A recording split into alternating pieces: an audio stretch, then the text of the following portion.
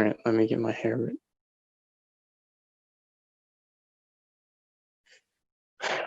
And how am I going to do this? This is the hardest part.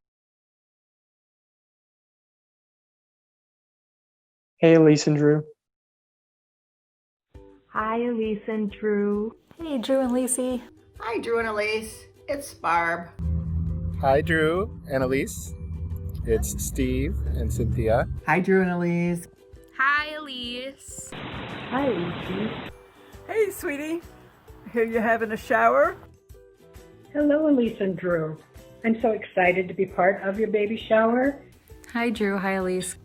Hi, Elise and Drew. Hi, Elise and Drew. Hi, Lacey and Drew. Congratulations, Elise. Congratulations to both of you guys, Elise and Drew. We want to say congratulations on your new baby boy. Congratulations. Congrats on your baby. So I am going to offer some parenting advice for Elise and Drew. We've been asked to give you parenting advice since your little bambino will be arriving soon. Okay, parenting advice? I'm not 100% clear you guys want parenting advice, but just in case you do. I've raised 3 kids and 3 sons. You know, I think I've been really lucky in the ancestry, the lineage in my personal life. My best parenting advice comes from a philosophical argument that I got into with my mother when I was about 4 years old. My grandfather was really a cool guy. My dad, of course, I still talk to people that really thought he actually had a major impact on a lot of the engineers. So here is my parenting advice. So I look around at both my parents, grandkids, and then my kids, of course, they're all amazing. I do have advice for my parents. Tangentially, in other words, like Kucera's and your grandpa and grandma, and now the same thing with Drew's family. I'm sure you're going to get a lot of great advice from all the wise parents in your life that have done this whole parenthood thing before you. They seem to all be into probably making a good parenting thing. Okay, so I'm going to demonstrate it's what my mom did when I was a baby. This is just a doll, but I'm going to pretend that it's real. Well, there's definitely some things you can't do. You can't cook them. You know how to communicate. Some quick parenting advice for me would be, 1, overly communicate with each other. If you need help or a break, lean on each other. Believe your own instincts. Get sleep when you can. You can't sell them. Okay. 1, 2, 3, 4, 5. I caught a fish alive. 2, schedule, stick to one. And realize that your child is probably fine, normal, healthy, and don't compare it to anybody else. But you might be able to rent them. 6, 7, 8, 9, 10. Then I let him go again. As far as any advice goes, I don't know that I have anything that I could tell you that isn't readily available at your fingertips. Google is an amazing thing that we didn't have when we were raising our children. 3, do what's comfortable for you, Elise, your body. With breastfeeding or pumping or even just going straight to formula, do what's best for you and stay off of Google because sometimes it'll drive you insane. Why did you let him go? Because he bit my finger so. Which finger did he bite? The little one on the right. The other piece of advice I got from your dad is to check on the baby, make sure he's got everything he needs, and then walk away. It'll be okay, as long as you've checked. He's not hungry, he's not wet. Walk away and let him cry for a little while. It's okay. And learn to take deep 10-second breaths. My advice to you is sleep when the baby sleeps. 1, 2, 3, 4, 5. I caught a fish alive. 6, 7, 8, 9, 10. Then I let him go again. For you, Elise, or Drew, sleep when they're sleeping. That is the best advice I can give you as far as children are concerned. Sleep when they are sleeping. And what I remember from Maya's baby time was that it was extremely difficult in some ways, and also just utterly blissfully euphoric. So wishing you and your beautiful family all that bliss and euphoria. Why did you let him go? Because he bit my finger so. Which finger did he bite? The little one on the right. When Jackie was 9 months old, we took her for a doctor's visit. The doctor asked if she was sleeping through the night. We said, no, she wakes up at 2 a.m. every morning. My special parenting advice would be to encourage you, both of you actually, to write a bucket list of all of your most fond memories you've had from your childhood, so you can look back later in life and relive those special moments with your baby. He said, well, tell me what you do with her when she wakes up at 2 o'clock in the morning. Well, we change her diaper, we give her a bottle. He rolled his eyes and he said, if you could wake up at 2 a.m. and feast on a pizza, wouldn't you every night? We switched her bottle to water, and within 2 days, she was sleeping through the night. Read, read, read to your little boy, even if it is the history of the Buffalo Bills. Whatever. When you can, go ahead and get him in some Spanish classes as soon as you can. It'll only be more important as he's older. Also, read to him as much as you possibly can and get him to love books. Advice: travel with your loved ones. And keep the electronics away as long as you can. As long as you possibly can. They don't need those electronics. They can play with a box. Family trips are something that I always look back on, and it allowed us to bond and explore together and also just create new memories. My parental advice to you is start your college fund now and buy Amazon. In this pandemic, we cannot travel. But when this baby grows up, hopefully this pandemic will be over and you can travel.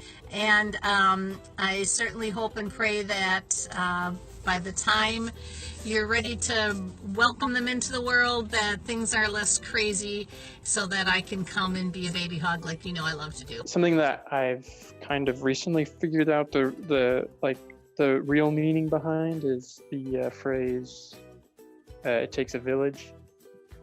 The cool thing about parenting is you don't have to be perfect parents, because so many adults will influence your son.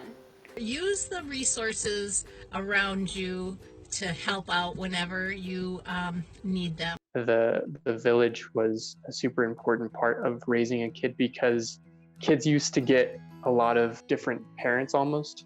A lot of people are very hesitant to ask for help, and everybody needs it now and then. In my opinion, a good idea to let your kids take from a lot of different perspectives, and maybe even look up to a lot of different individuals.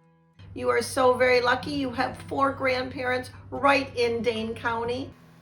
Grandparents, great-grandparents, aunts, uncles, family friends, teachers, coaches, activity leaders, daycare providers, his friends' parents, and many more. And usually kids are pretty smart, so they'll find people that they respect and try to emulate the attributes that they respect about those people. No, seriously.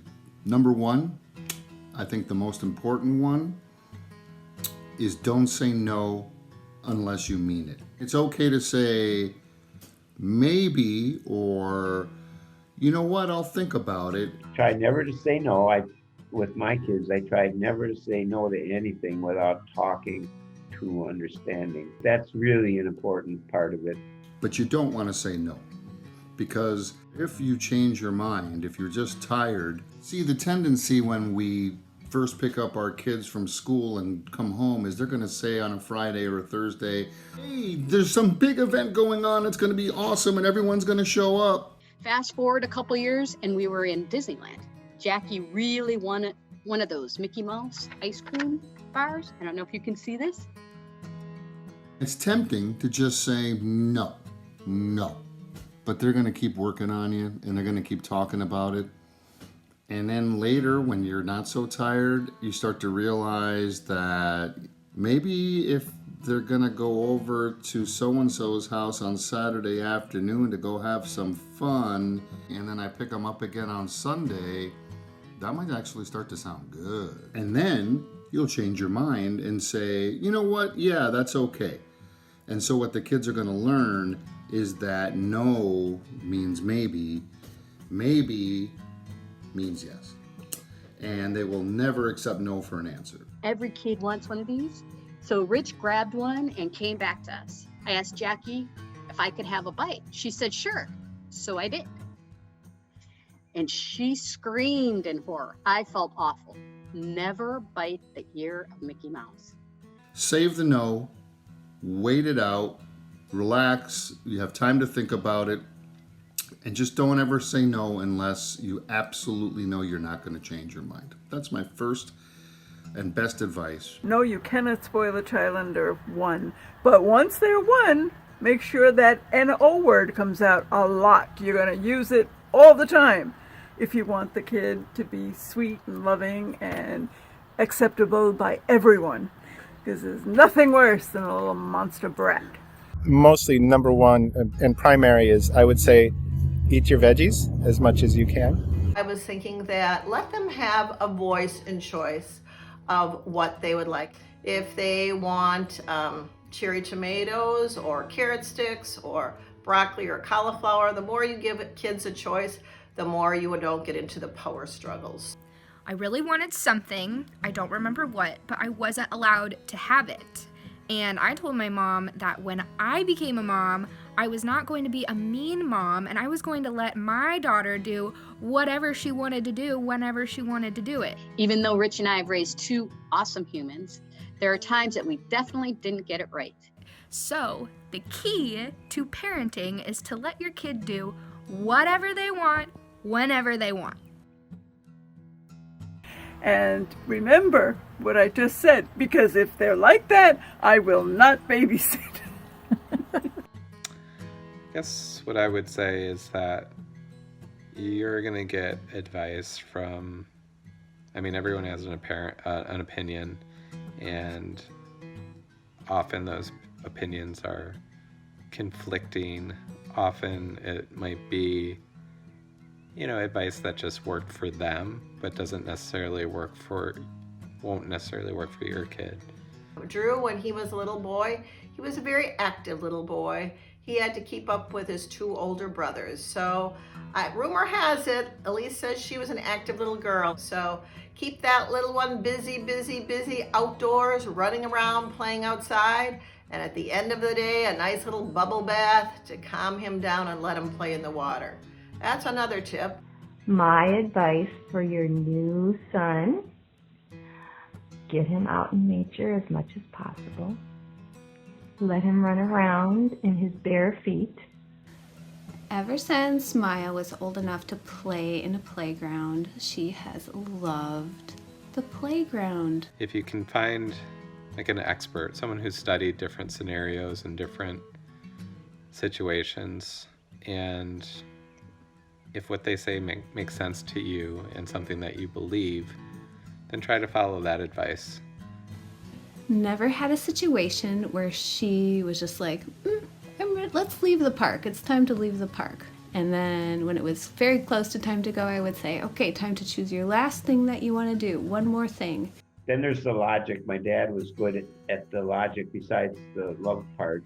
If you asked him for a decision, he would give you what he thought were a lot of the choices, but he would never really give you, tell you what to do. He would just lay out what he thought were the options that we had. You can go down the slide, You can climb up and down on the monkey bar one time. You can jump off the platform one time, and then it's going to be time to go. Be aware of the percentage of positive and negative feedback your child is experiencing daily, even hourly.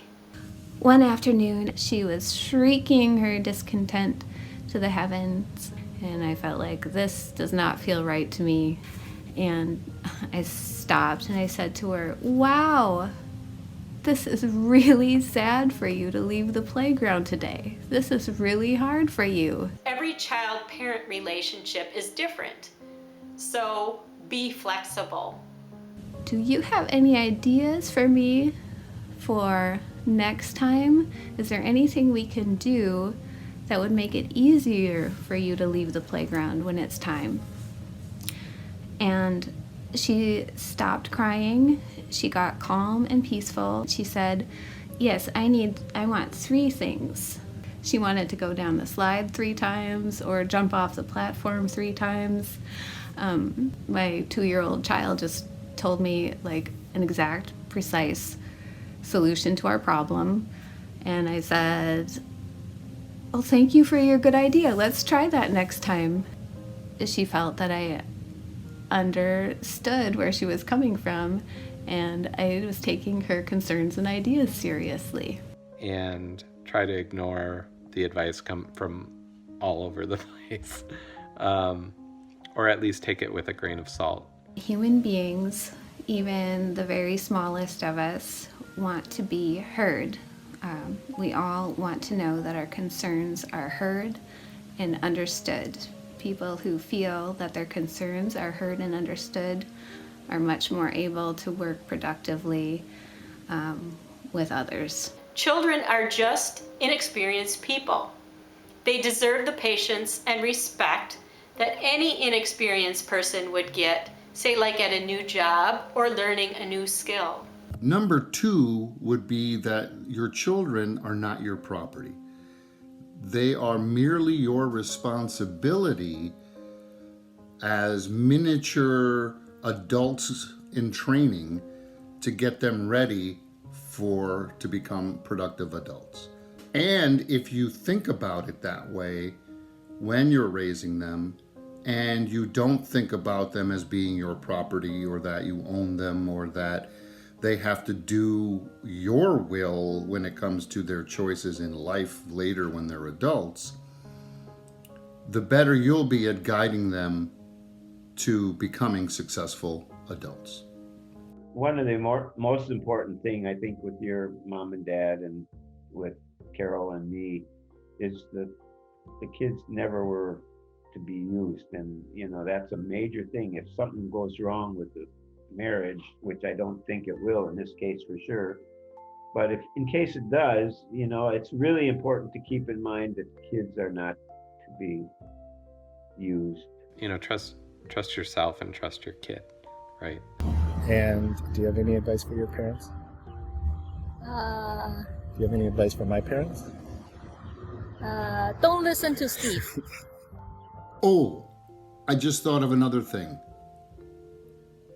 Try hard to listen to them and not assume you understand what they mean all the time or try to cut them off and give them lots of advice. Sometimes they just need to be heard and made to feel like you feel their pain, and they don't always need advice. But I think that's as good in any relationship, don't you think? And then I want to say, enjoy your little boy like the gift that he is, and love him unconditionally for whatever interests that he has. You will do all you can to make sure that your son are happy, fulfilled, and are taken care of and have the support that they need as they grow old. So if they want to get something pierced, if they want to wear certain outfits or get involved in certain things, the best thing you can do is be supportive and be involved and make sure it's safe and allow them to grow the way they need to grow and want to grow, because they're not going to be like you necessarily. Before Leah was born, I thought she would be our baby. already built in as part of our family. I was surprised to realize she was a stranger and I needed to get to know who she was. The same thing happened with you, Elise. You were not Leah. You were a totally different person. You were Elise. They need to be who they are. I guess I thought babies came as clean slates that develop into personalities after they're born. I was not right about that. A suggestion for being a first-time mom is to love them to death. You can't spoil a baby under 1, so just love him, enjoy him. He'll never be that age again. And then take it from there, love. You'll do fine. Sing and dance and laugh and listen to them. I break it down into love, which is listening, paying attention, showing interest in, showing compassionate, understanding, and most of all, respect. The best piece of advice that I've heard recently is just to love your child. And even though there's probably a best way to do something or a better way to do this or that, as long as you just love your child and do what feels right to you, you know, it's all going to work out. Capture all the moments you can, including the misbehaving moments. And take lots and lots of pictures because they grow up so very fast. I have a picture of Maria, several pictures of Maria with marker all over her face. It's some of my favorite pictures. For the record, there are no such thing as too many baby photos. So when you have a million of them on your phone and you want to share them, feel free to send them my way. Also, when they're crying and pouting, also snap a few pictures. It's fun to remember those moments as well. Just want to tell you how over the moon I am excited about this new baby coming. I think it's important to pass on the opportunity to have the kids be joyful and productive and responsible in adult life. So that's the way I think about it. And lastly, I would say just have fun. As much as you can, have a good time whenever things get rough, whenever things get heavy, or when they will. Try hard to remember that nothing that's going on is really usually a really big deal, as much as we sometimes think it is.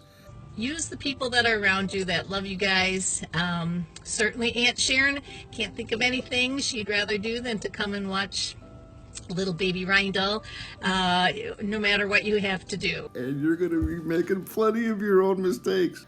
It was fun getting a child's perspective of the world and doing childlike things again. Enjoy the moments you can because they're going to go by fast.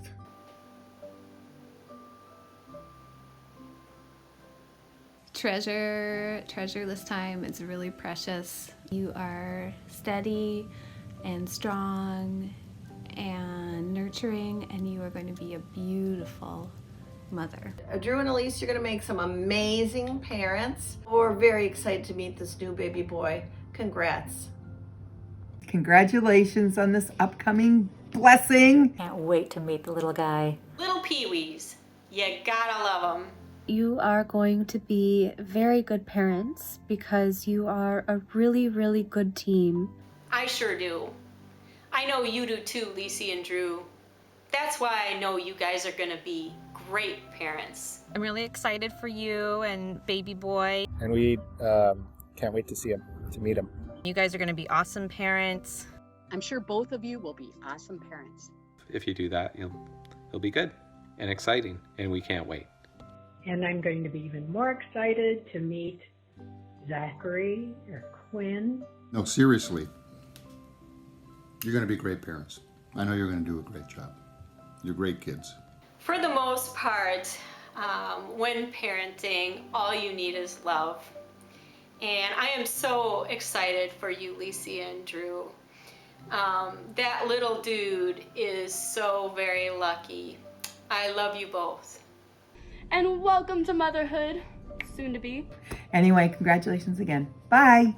Love you. Good luck. Proud of you. Proud of Drew. Love you. So happy for you guys. Love you. Can't wait to see you. I will be there for your son as much as I will be there for you, because I love you guys. Much love. Peace. Take care. Enjoy. I guess that's it. Love you guys.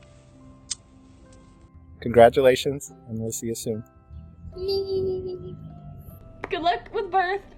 Bye, guys. Hey, Drew, congratulations on your new baby. It's Grandma.